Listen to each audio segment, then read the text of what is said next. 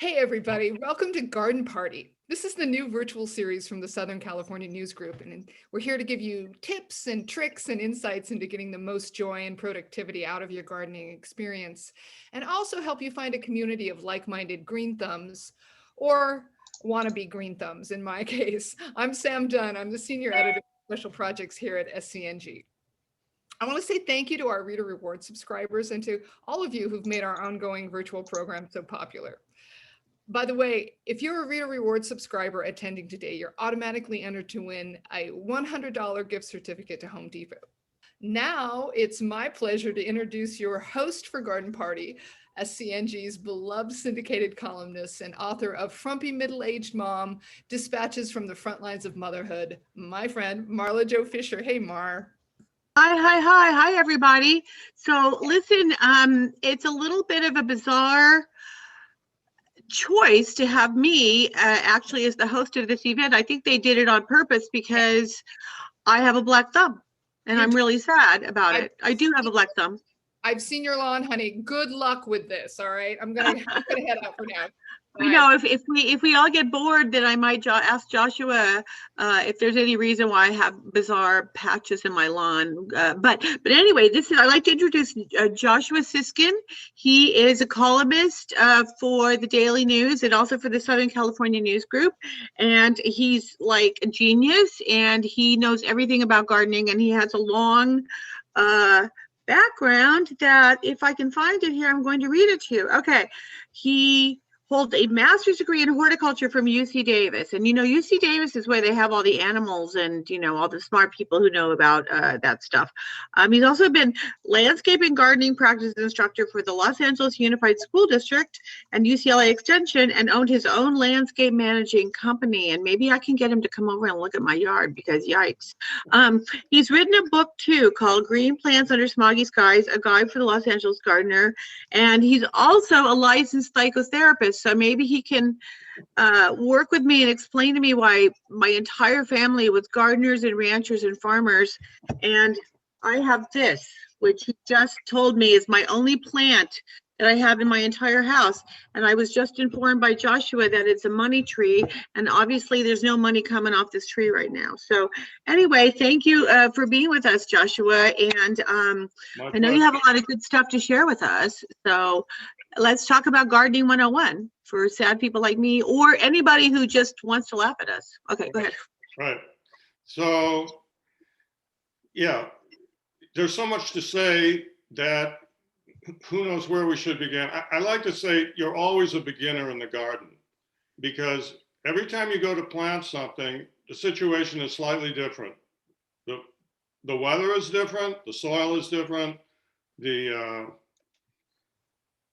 whole environment is different. I mean, it could be that you're planting it in a spot that's sunny. It could be a spot that's less than sunny. And one of the things that people need to recognize is wherever you're planting something, the sun is not going to be where it is today throughout the year, right? It could be sunny where you're planting it now, but in the winter, it's going to be in the shade. And if it's a plant that always likes sun, it's going to suffer in the winter if it suddenly is in the shade.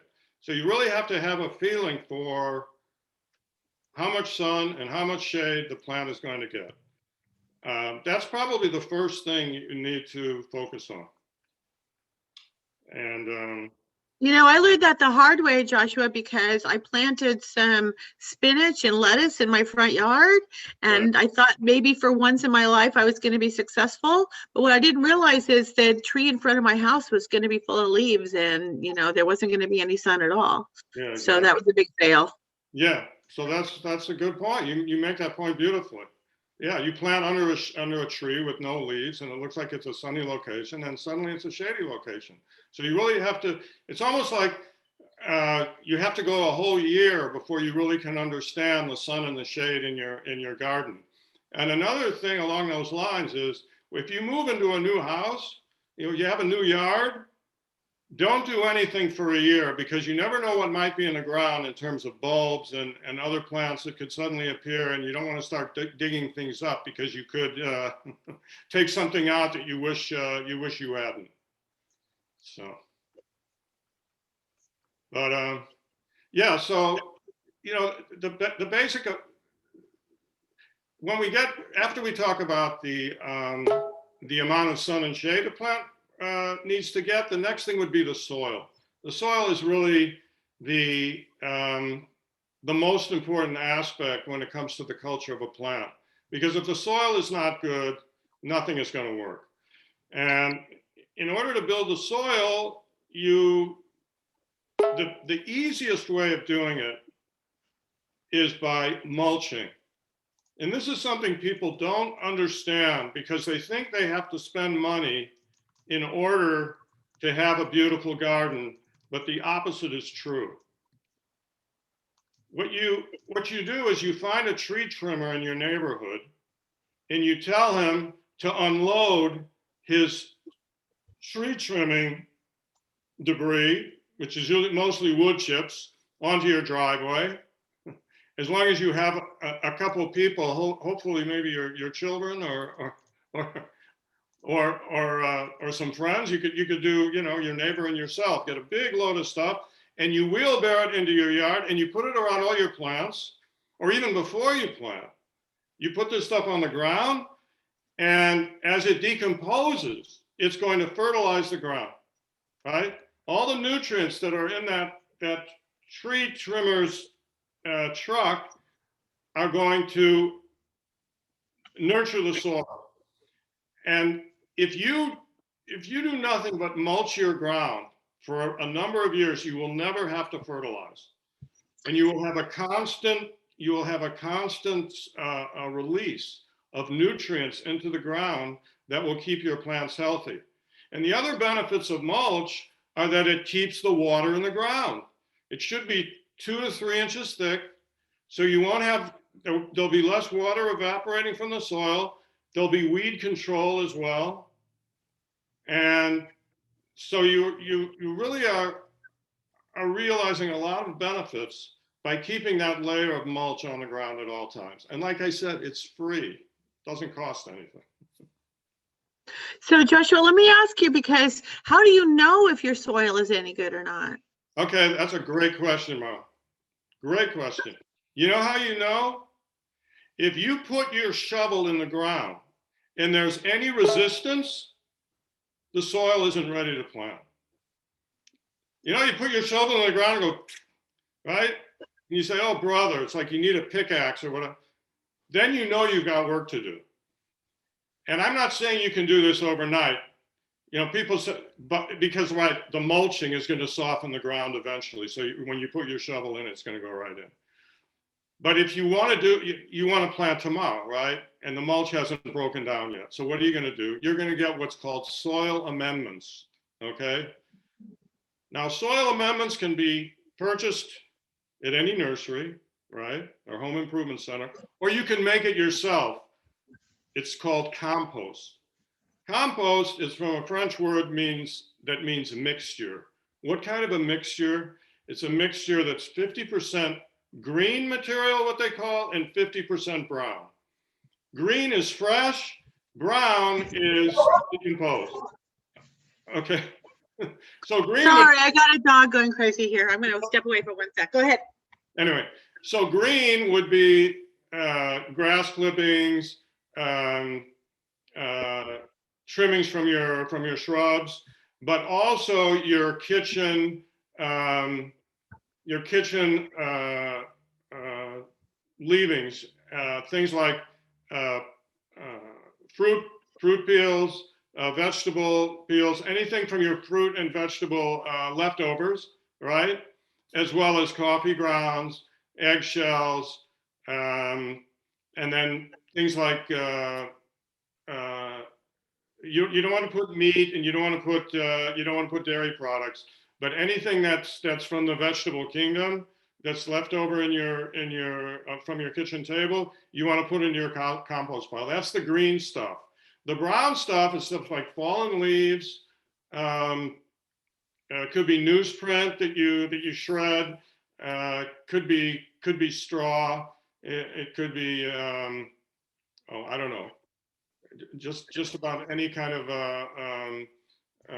brown stuff like wood chips, like we said, that come out of. Joshua, Yeah. Joshua, Miss Samantha has a question. I'm Please. sorry, I have a burning question here. Yeah. About the brown stuff. Right. I have a goat. Yeah. Is goat manure okay? Yeah. Some types of manure Yeah. are good, some types aren't. Any kind of manure is great for a compost pile. And that would go into the green category when it's fresh.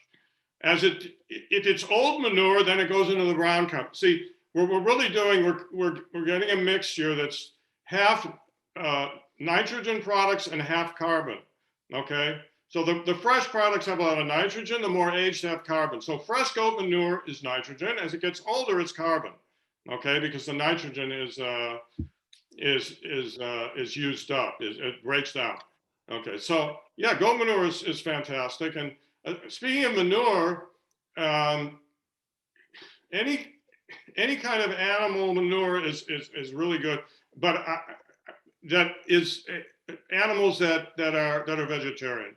You don't want to use manure from cats or dogs, okay, because they're carnivores. But any vegetarian animal, which is, we're talking about farm animals, they're the ones that their manure is good for your plants. But you want to make sure it's aged, right?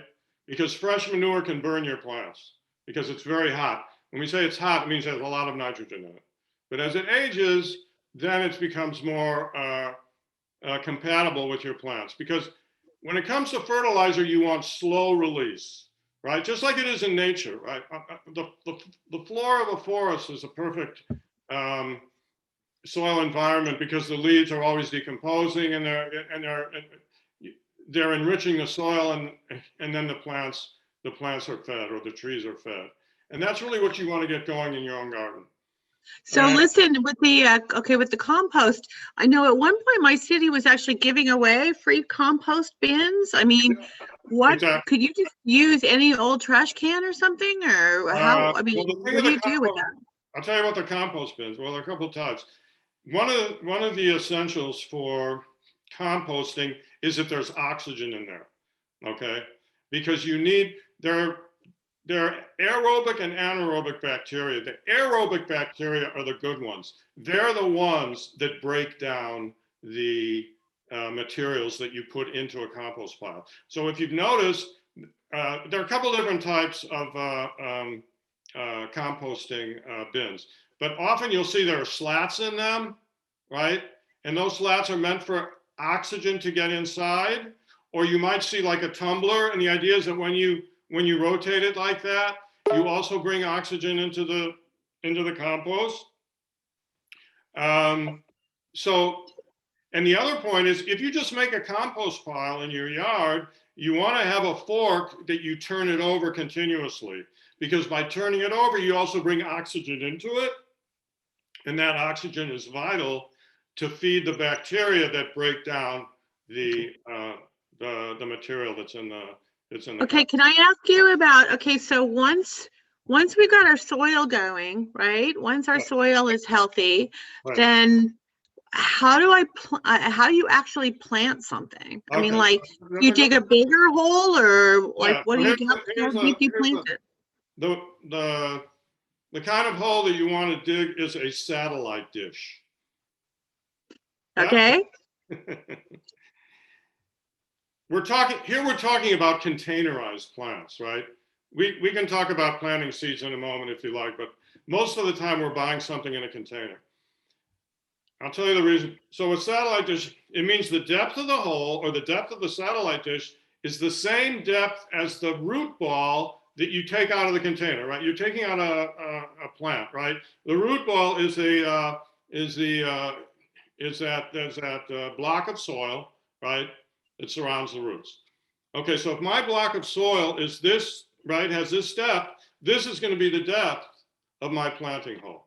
But then it's going to go up to the side, right? Like what are you going to do? It's going to gradually go up to the soil surface, right? So it has the form of a satellite dish.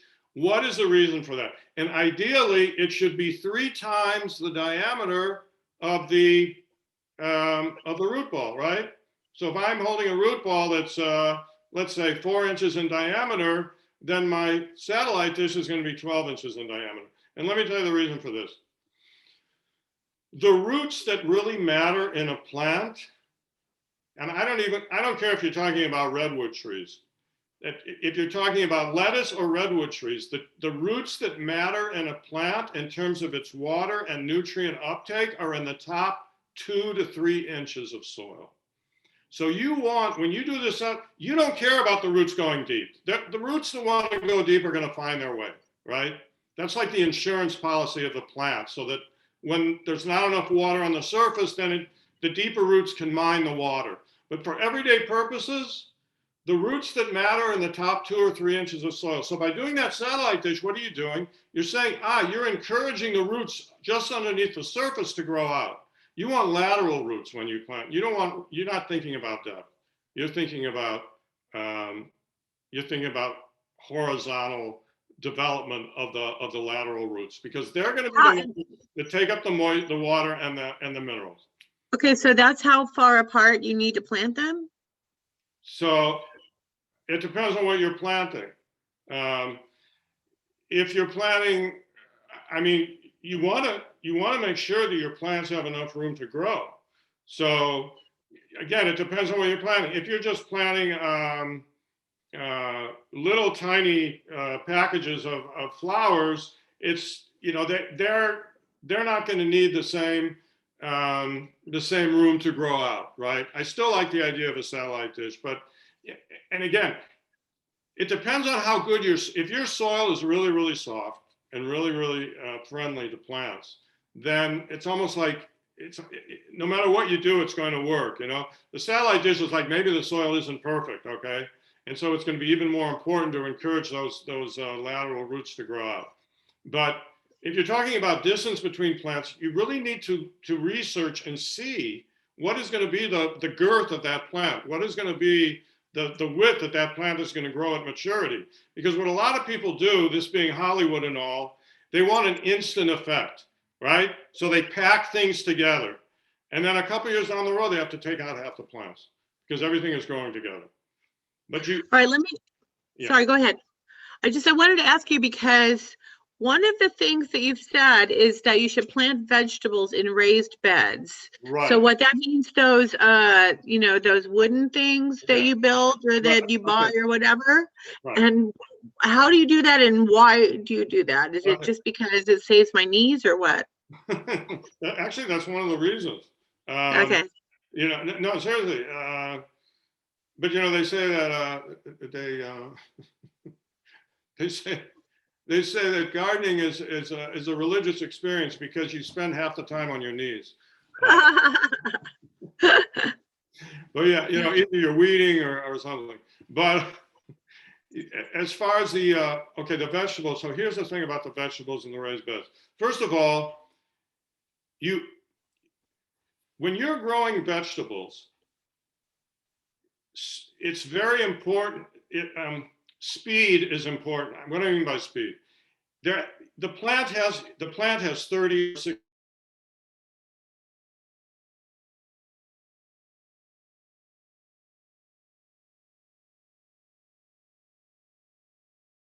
The idea of a raised bed, okay, is that you have maximum oxygen in the soil, okay, because you put in what's called designer soil. If it's a box, okay, you put in designer soil, right? You put in the soil of your choosing. You bring it in from somewhere else, so it's going to be perfectly drained soil. We were talking earlier about oxygen being vital to the bacteria that break down compost. Oxygen is also vital to roots. Roots need oxygen as much as you or I, right? If a plant is flooded, it dies, right? Because what happens in flooding conditions is anaerobic bacteria then start to proliferate, okay? When the soil is wet for a prolonged period of time, and anaerobic bacteria kill plants, okay? They asphyxiate the roots. Wow, I didn't know that. So, okay, that leads into the question, how often should I usually kill my plants by not watering them enough, but I know some of my friends who water their plants too much. How do you Yeah, know when yeah. to water? So that's where the mulch comes in. When you mulch your plants, you don't need to water them as often. Okay. That's how do you know when to water your plants? A lot of it has to do with experience, but let me give you again the beauty of mulch. If people listening today take one thing away from this, it's you've got to keep 2 to 3 layers of mulch around your plants at all times. Okay. But the the beauty the beauty of mulch is that if you're talking about ornamental plants and the plant is properly situated, you should never have to water that plant more than twice a week. Never. I don't care the hottest summer weather. Most plants you're only going to have to water once a week. Some you're going to have to water twice a week. If we're talking about California natives, once they're established, you probably don't have to water them all summer. Okay? Some you will, a lot of them you won't. When it comes to vegetables, it's different. Okay, again, because we're talking about you've got to get those crops out, right? You have to get those. You have to get the plants blooming. You don't want to. You don't want a plant to be. You don't want a plant to stagnate. You want a plant to keep growing. Okay, especially with vegetables. So it's like you've got to get it moving. And the way you get it moving is by having really good soil. And here you can bring in fertilizers, right? Because again, you want it to happen. The best fertilizers are organic fertilizers because again, they're gentler still on the plant. And it's more of a slow release situation than if you put the real hot inorganic, like, the bags of stuff that you would get in a nursery. But you can get organic fertilizers too. Things like cottonseed meal and bone meal and what they call rock dust. And if you can just put a lot of organic fertilizers into your vegetable bed, it's going to grow a lot faster. But back to your question, how often you water. So with vegetables, you're going to water more frequently than you would your other plants, and especially initially. Okay, but it's really a matter. Let me tell you this, Marla. If your soil drains well, it's going to be hard to overwater your plant. Okay. That's your insurance policy, because poor soil drainage is what kills your plants. Because do you wait until they look droopy, or do you just get on a schedule and water it? That's a good question. I wouldn't wait till they're droopy, but you'll learn. Each plant is going to could give you cues as to when it might need to be watered. Some plants might be a little bit droopy, and then it's time to water. But in general, you're going to get into the swing of things, and you're going to learn from experience how often the plant needs to be watered. I mean, let me tell you something that's just fascinating to me.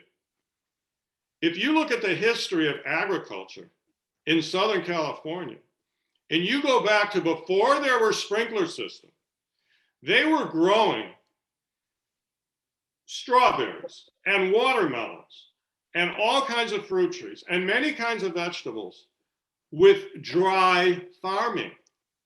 Are you listening? That means they never watered their plants. I'm talking about where we live.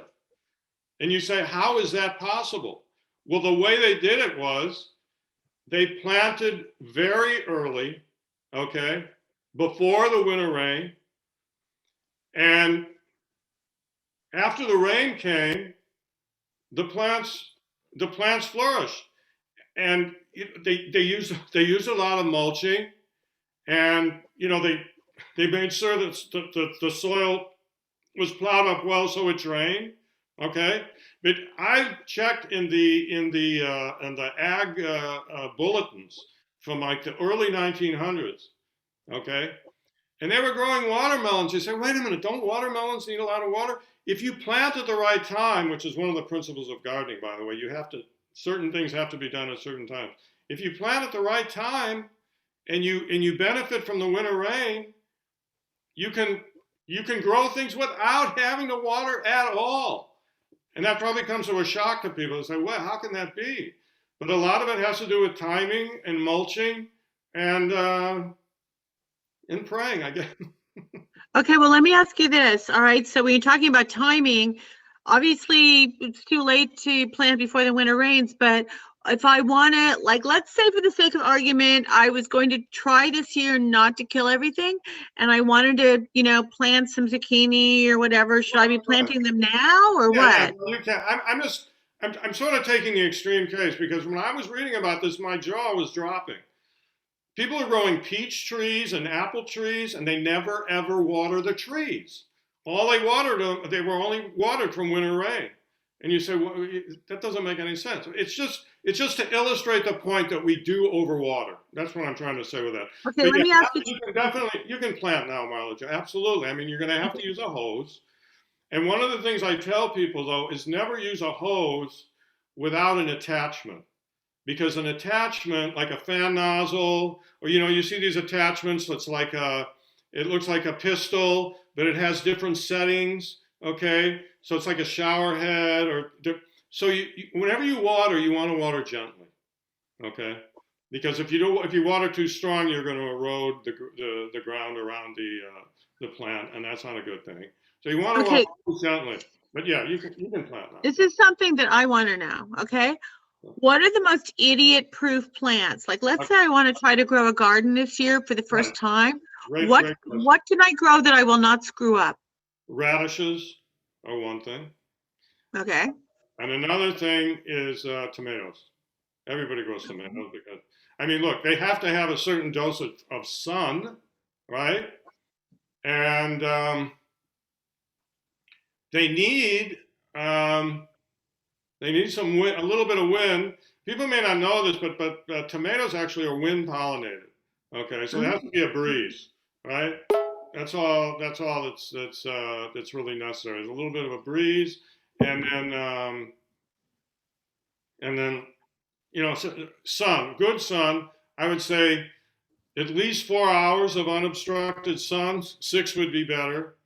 But tomatoes are really probably the most reliable vegetable you can grow. I would say radishes too. Lettuce is pretty easy, but you can have sometimes some insect problems.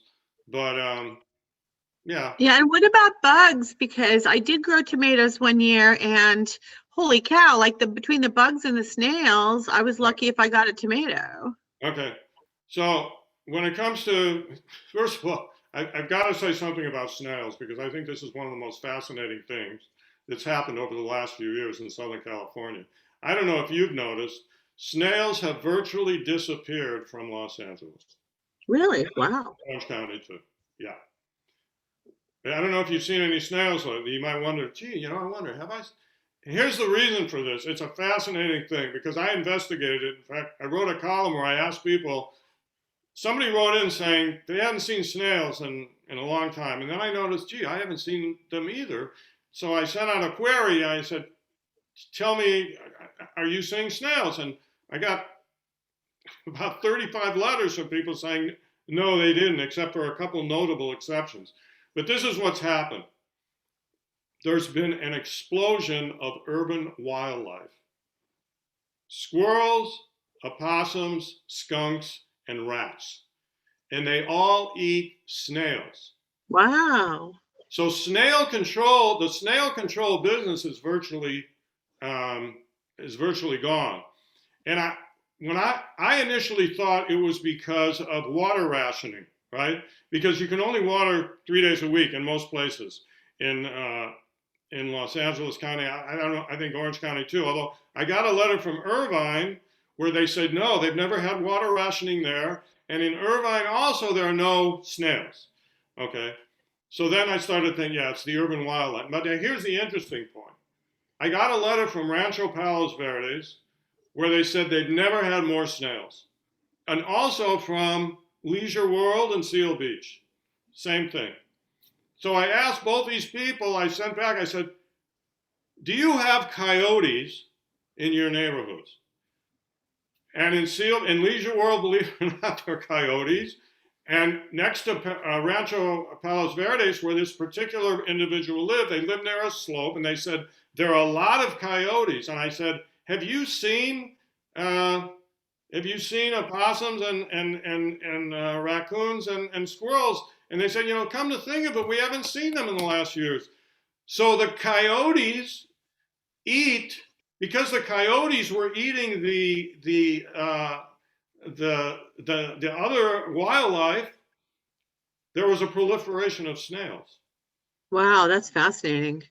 Okay.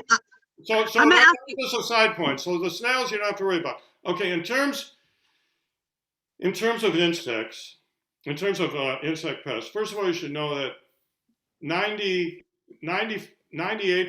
of the insects that we have are good, right? It's a very, very small minority that are pests, but of course they get the notoriety, just like when you turn on the news, you get all the bad news, right?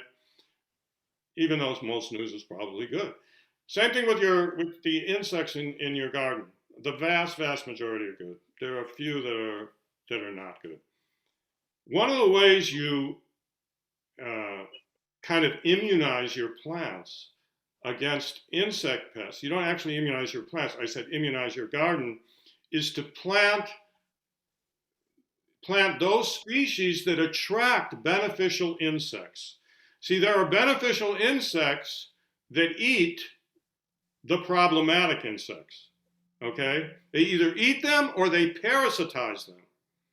The most, you talk about God's invisible presence. Well, there's an insect that does more good than any other insect, but you can't see it. They're called parasitic wasps, okay? Parasitic wasps lay their eggs. For instance, I think you probably have those big worms on your tomato plant. They call them tomato hornworms. Okay, so the parasitic wasps lay their eggs in like the larval stage of you call them the caterpillars, or the wormy stage of damaging moths and caterpillars. They lay their eggs inside, and what happens is, as those baby wasps, which are actually larvae or like little caterpillars themselves, hatch out, they cannibalize the insect pests from the inside. So the question is, how do you attract these beneficial insects to your garden that will prey on the damaging insects? And you do that by planting 3 families of plants, okay? One of the families is daisies, the daisy family, okay? Lots of different daisies you can plant. A good one is the Shasta daisy because it's a perennial. In other words, it comes back every year. That's highly recommended. But there are many other kinds of daisies you can plant. Another one is the mint family, which includes all the mints, right, which everybody likes because you can put them in your tea, but also the salvias, the sages, okay? There's cooking sage, of course, but there are many, many ornamental sages in your garden. By the way, they also, interesting point, not only do you want to attract beneficial insects, you want to attract birds, because birds hummingbirds, for instance, consume their weight in insects, I think, every day. Okay? Wow. A lot of them. So it's to have a birdhouse or a bird feeder or a bird bath in your garden is very beneficial because they're going to eat the insect pests. They just love to gobble up those pests. And so, what do we say? There are 3 families. There's the daisy family, the mint family, and the last family is what they call umbellifers. Umbellifers are like parsley. These plants with the really nice foliage. It would include carrots, parsley, and a great one is cilantro. Ooh, I love cilantro. Now, this is a plant I highly, highly recommend because, first of all, it's incredibly easy to grow. You talk about a no-fail plant, buy a package of cilantro seeds and scatter them, the soil should be half decent, and put a little compost over them. But cilantro seeds grow up very easily, and it's a drought-tolerant plant. It doesn't need a lot of water. Okay, so I would highly recommend that. That's a good. Okay, I want to ask one more quick question because we have so many questions that readers are posting. So I just want to ask one quick question before we move on to the questions from the readers. But okay, so I can go to the garden center and I can spend a freaking fortune on all kinds of tools. So what would be like the basic thing? I mean, can I just get a fork and a spoon out of my drawer and use it, or what do I actually have to have? Actually, for some plants, you could use a fork and a spoon, and it would be good enough. But no, actually, what we're talking about, it's really interesting that you mentioned fork and spoon, because one of the tools you need is a spading fork, right? It's a good one for turning up your soil, loosening your soil. And when it comes to spoon, you're talking about a trowel. A trowel is it's like a big spoon, and it's good for if you're digging holes for planting seeds or small plant, like vegetable plants or flowers from containers. It's the perfect tool. So I would definitely use a trowel also for digging up weeds. But the key is the pruning shears. Okay, the pruning shears is like a scissors, right? So you're definitely going to need that, because that's what you need for plucking off, for pruning, and for just shaping plants and cutting away any dead material. Of course, when it comes to shovel, you're going to need a round point shovel, right? Round point, okay. Round point shovel, yeah, because you have square point, you have a spade. A spade, right, is like a flat. A spade is like a flat edge, okay, with a long handle on it, right? And a spade is used for breaking up clouds of soil, okay? But really, if you just want the basics, I would say get a round point shovel and a pruning shears and a trowel. You can do most garden tasks with those. Like I say, if you come to a real hard patch of soil, I like to use a spading fork. I find that to be very useful as well. But now here's the other thing. You want to, it all depends on the quality of your soil, but a good practice is to soak the ground before you start digging in it. In fact, and if you're digging it makes it a lot easier to dig holes when the ground is moist. You don't have to be sopping wet, right? And you don't want to dig after a rain, because then it's too wet and the soil can compact. But if you're digging, if you really soak down the soil and you start to take the soil out, maybe soak a little more. Again, it depends on the condition of the soil. That has a lot to do with it. Okay, thank you so much. Now, we have so many questions, so I'm just browsing these questions quickly to see the ones that would, I think, be of the widest interest. Okay. Okay, so one reader wants to know, Max wants to know, let me just say this first. People have been asking when they can see your column, and just the Home and Garden section runs on Saturdays in the paper. So you can find the Home and Garden section on Saturdays, and we hope that everybody will take a look at it. Also, okay, a couple of people have asked, can I use grass cuttings for mulch? Yeah, you can use grass cuttings for mulch, but don't pile it on, okay?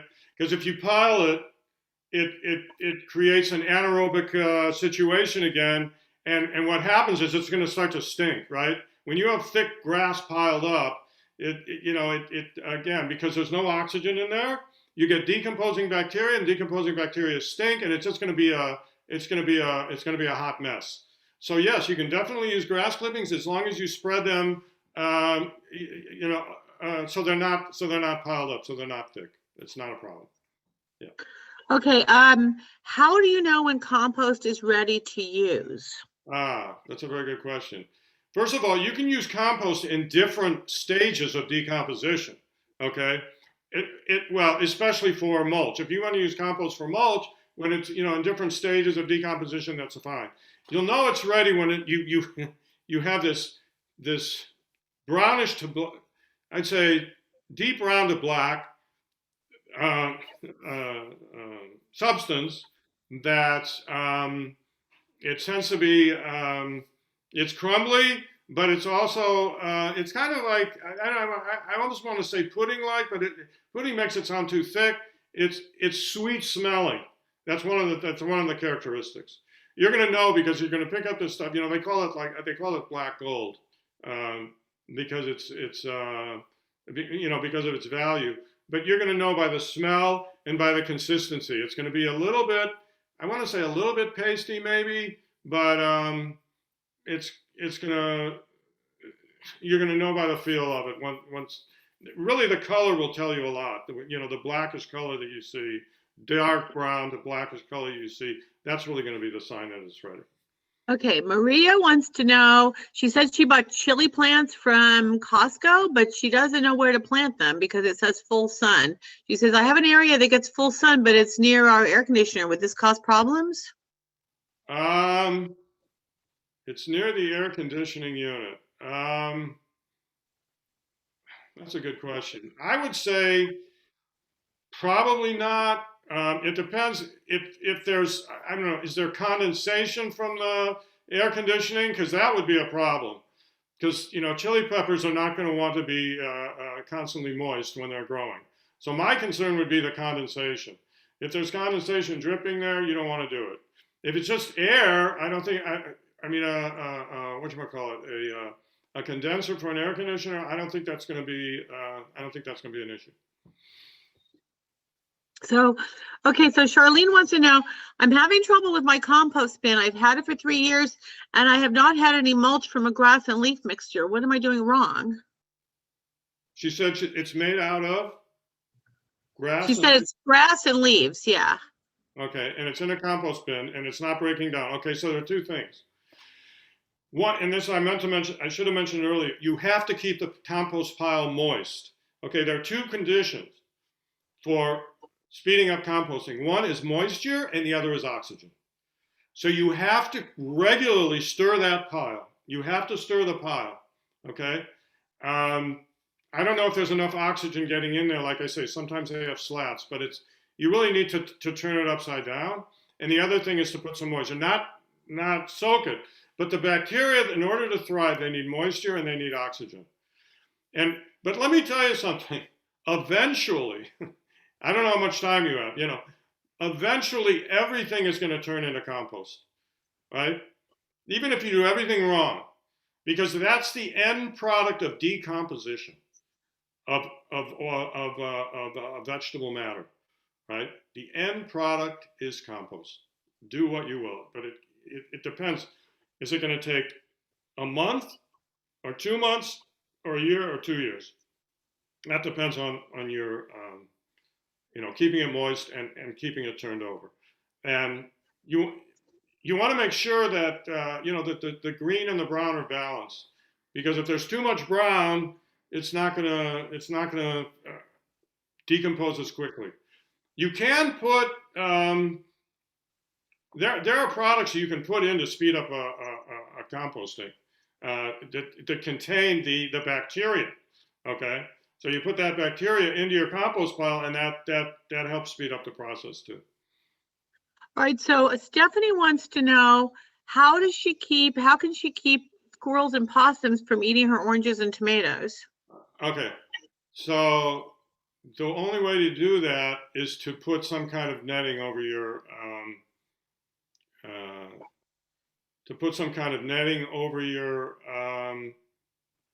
plants. It's actually more than netting. It's like, if you go online and you look up products for, I generally, you find these products where it comes to fruit trees, right?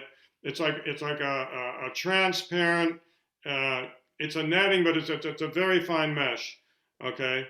And I would say the same product would be useful on tomato plants, because you basically, it prevents the animals from accessing the fruit. That would be my answer. All right, so Harvey wants to know, When should vegetables be planted, like tomatoes, carrots, lettuce, etc.? Okay, now is the moment. Now, in fact, it would have been better a couple of weeks ago. Like people say, the first day of spring in our part of the world is a good. So this is it. Well, we're almost the first day of spring. You could have started March 1st. Here's the problem. You know, I feel like saying it could be too late, but not really, because there have been heat waves the first week of April. I don't know if you remember, but I remember. I think gardeners remember the weather. And so when you have it doesn't mean you failed. I mean, you just have to be more attentive to the watering. If we get a heat wave next week, that means you're going to have to be out there, maybe watering a couple times a day. But now is definitely the time to plant. Yeah. Okay, so Jean wants to know, she says, I'm a new gardener. We built a 12 by 2.5 feet by 1 foot raised bed. I have no native soil, so I've bought many bagged raised bed soils, and I see there's wood chips that haven't broken down yet. What do you recommend to fill my raised bed that won't cost an arm and a leg so I can grow this spring? Okay. Yeah, because those things get really expensive really fast. Oh, okay. So here's the thing. You know, they say that if you want to have a good garden, you should live next to a farm. I don't know if you get all the good stuff, you know, the manures and the I don't know, whatever it is, whatever's left over after they harvest and all kinds of good stuff. So here's the thing, but here's where you may have to do some work, but you can do it on the cheap. But you're going to have to use what you're going to call it. You're going to have to use blood, sweat, and tears. There's something called double digging, and I would urge you to just check it out on the internet. Double digging. Double digging. What you do is you dig soil down to a depth of considerable of 10 inches, okay? But you thoroughly pulverize that soil, okay? So when people say you need a raised bed for vegetables, you don't really need a raised bed if you thoroughly improved your soil, okay? And the most important thing, and again, why is raised bed so important? It's because of the soil drainage. That's the key, right? At the end of the day, that's why you want a raised bed, because when you have a raised bed, and especially if you do it with designer soil, expensive soil, right? Then you know the drainage is perfect. But if you do double digging, okay, your soil is going to be very, very fluffy, right? Because it means you dig down and you're turning over the soil to a 10-inch depth, okay? And after that process is done, the soil is going to be very, very crumbly. The drainage is going to be perfect. And you're going to be able to plant your vegetables right there without a lot of amendments, without having to wait for the mulch to break down. Okay, I mean, you're still going to have to put something in the soil to provide some nutrition for those new plants, right? You're going to have to put something in there, and so you're going to have to spend a few bucks, like even with a.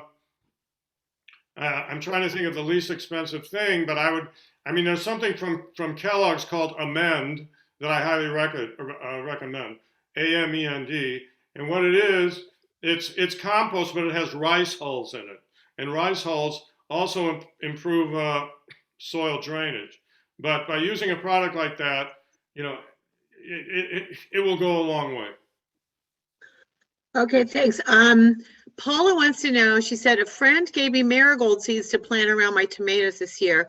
Are marigolds helpful in keeping pests away? Yeah, that's what they say. I wouldn't, they are helpful. I'm not going to say that you're not going to get any pests if you put in marigolds, okay? I wouldn't go out on that limb, but it's a good idea. Also because they're in the daisy family, okay?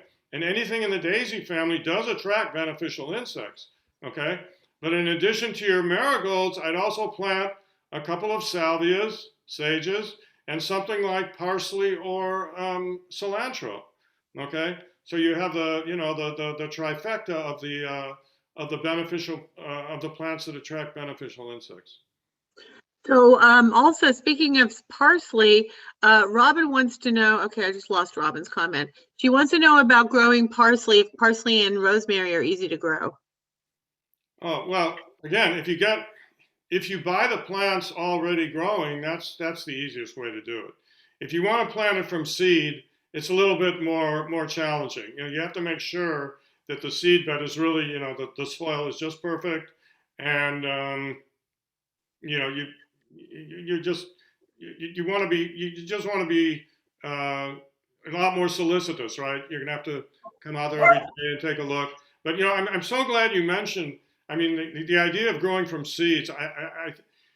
If you want to talk about the life's little pleasures or maybe life's big pleasures, one of those is growing from seeds. That is, you're a partner in creation, right? There's something about when you see those little seeds sprouting, okay? There's nothing that gives you more joy than that. And Let me ask you this. This is what I want to know, okay? So if I go to the 99-cent only store and I buy, 10 packets of seeds for $1 or $2 or whatever, and can I come back and just get soil from my, my flower beds and well, if it's good garden soil, can I plant them in egg cartons? yeah. What I suggest is planting in a little container.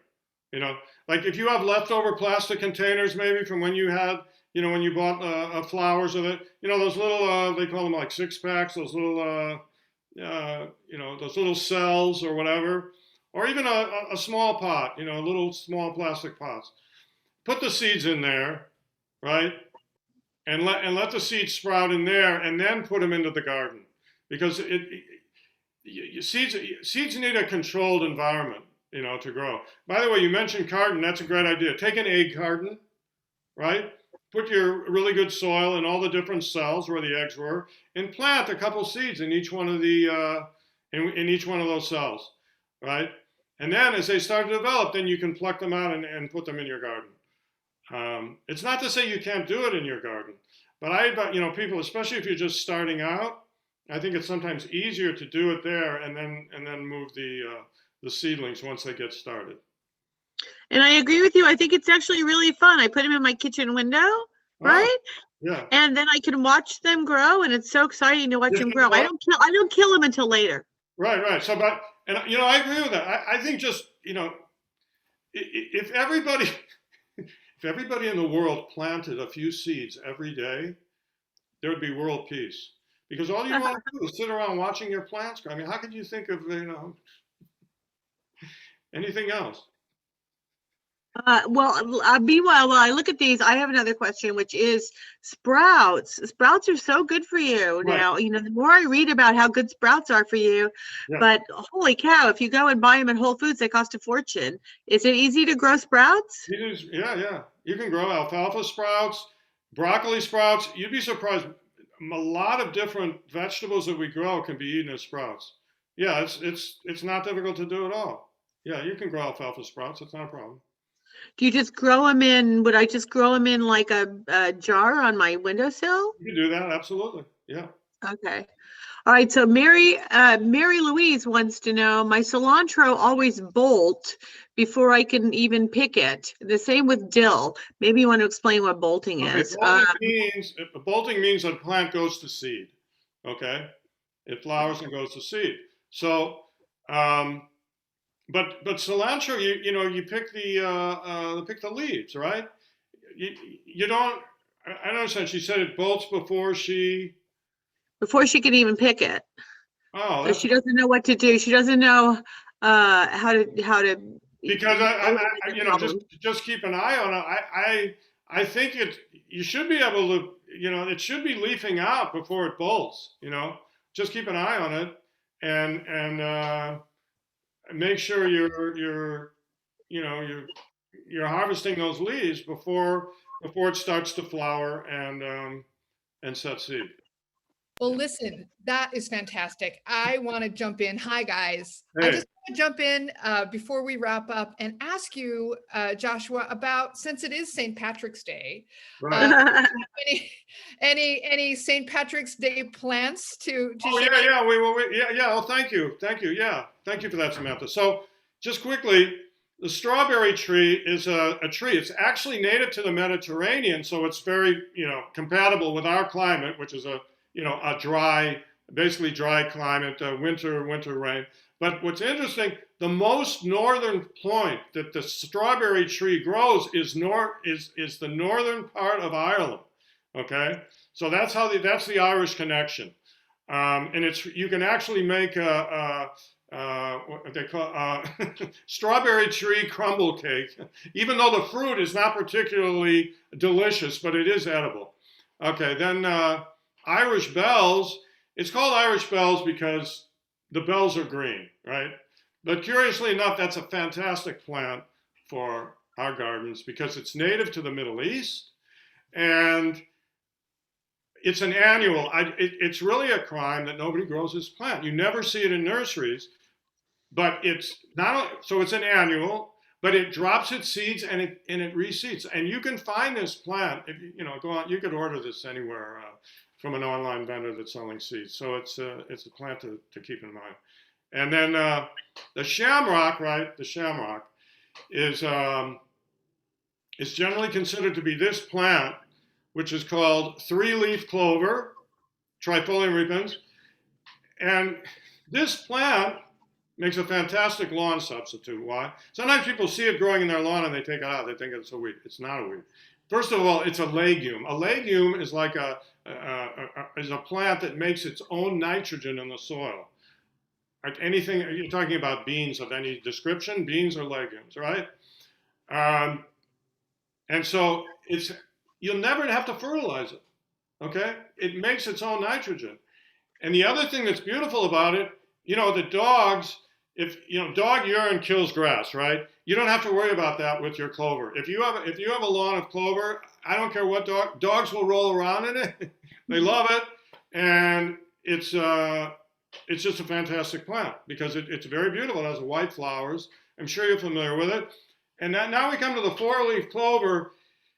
So if you look at the common white clover, they also call it Dutch clover. If you look at a large patch at it and you spend the time, it's all three-leaf shamrock, but occasionally you will find a four-leaf clover amongst it, okay?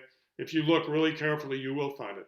But if you're looking for a four-leaf clover, you won't find it in clover unless, like I said, it's that mutation. But you'll find it in oxalis. And oxalis means sour, and oxalis, you can actually put it as a garnish on your salad because it has this kind of a citrusy sour taste. So it is edible, but there's one warning there, and that is that if you eat too much of it, it forms oxalate crystals, which is damaging to your kidneys. So you can eat oxalis, but eat it, sparingly. And it has four leaves, right? Tetraphylla, iron cross. I mean, it has the four leaves. So that's as close as you're going to get to a four-leaf clover. That's great. Thank you, Joshua. And thank you, Marla, for today. And thank you to the editors, Eric and Vanessa, for answering those questions in the chat. That is just full of great resources for us. Joshua, do you want to send us off with a few websites you wanted to mention? Yeah. Oh, yeah, for sure. First of all, but by the way, it's spelled wrong at the top. It says search botanary to learn the meaning. It should be Botanary. It's like it comes from botany and dictionary. Anyway, it's actually part, if you go to Dave's Garden, the website on the right-hand side, which is probably the best gardening website, they have botanary is on that website. But if you just search botanary, you'll also find it. It's very useful because the name, the Latin name, the scientific name of every plant is explained. Great. Okay, then we come to Theodore Payne Foundation. It's probably the best resource for native plants. It's also a native plant nursery. Then we have, speaking of native plants, if you go to the right in the center, Las Politas, that's an incredible website also and nursery for Actually, for learning about native plants, there's no better website than laspolitas.com. It is absolutely the best to learn about native plants. Great. Then you have Santa Monica Growers, smgrowers.com on the left-hand side. They have a lot of California natives, but also exotics. A lot of exotics from Australia and South Africa. It's definitely worth looking into. They supply retail, but you'll have a retail locator on the site. Then we have Exotic Fruit Tree Nursery, which is in Granada Hills, papayatreenursery.com. You have to make an appointment to go there, but they have 100 different exotic fruit trees. So it's a resource worth knowing about. And then last but not least, Worldwide Exotics Nursery. I can't say enough about this place. It's probably the last mom and pop a nursery. Shelley Jennings is an amazing person. She basically does all the work there. It's in Sylmar, and they have an incredible selection of exotic plants. So those are the places I recommend. Great. Thanks. Thank you so much. This was so inspiring. I just want to go dig in the dirt. But I have work to do. But anyway, thank you so much again. Everyone, thank you for participating and thank you for attending. If you have gardening questions, go to gardening@scng.com and also sign up for our Garden Party newsletter, which you'll see in the chat as well. Marla's column, just to remind you, runs in Sunday's paper and online, and her Facebook group is Frumpy Middle-Aged Mom. Joshua's and column, I have a Zoom thing on Friday. Well, I'm getting to that, honey. Sorry. No worries. And Joshua's column is in Saturday's paper, and check online for all of our publications. His website is thesmartergardener.com. And please join us for our next garden party on April 21st when we're talking about happy houseplants. And if you want more gardening insights from our experts, sign up again for that Gardening Party newsletter. Meanwhile, I'd like to invite you to hang out with Marla and me this Friday, March 19th for the Get Frumpy Happy Hour. And remember to check out our other upcoming programs like Bookish, and you'll find that at scng.com/virtual events. As always, I encourage you to read our newspapers and visit our websites to stay informed, and equally important, to be entertained. If you'd like to share your thoughts about today or you have additional questions, please email us at events@scng.com. Thanks, everybody. See you next time. Thank you. Bye. Thanks, Samantha. Bye.